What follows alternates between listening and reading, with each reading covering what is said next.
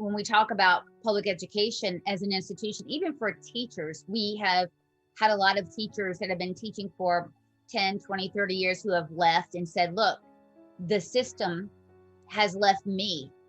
I as a teacher, I want to be a teacher, but the system has left me because of the focus on some of the stupid stuff we were talking about before.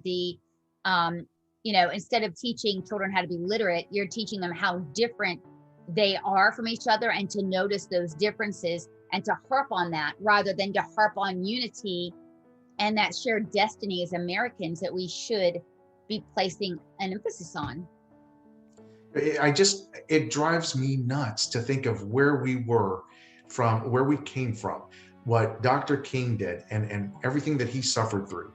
My dad had a restaurant in the 60s in a small town in Northeast Tennessee, and he welcomed anybody into that restaurant to sit anywhere they wanted to. And when someone stepped up, when he did have, Black people coming in and wanted to sit wherever they wanted to sit, and he told them, please, you sit where you want to sit, you're a paying customer.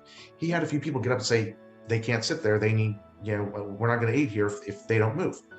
And my dad said, they're welcome here, you're not. And he kicked them out. So that's how I grew up. That's the lesson that we learned, is to respect each other and appreciate each other. And now everything, Sloan, seems to be turning on its ear. Now it's, let's segregate children so that they can, be with other kids like themselves. I understand that there's a sense that anyone needs to have of a commonality, but there's also that sense of community. And I don't mean that in a sense of how liberals might use it, but I mean in a sense of, we're a community, we're a country. The thing that makes us unique in this country is how diverse we truly are. And the differences, the histories of the different peoples in this country. That's what makes America so great. Not to segregate it out and parse it out and say, you go over here, you go over there. How many people died over the years to get us to a point where that was not the case? And I don't care how you try to break it down or explain it.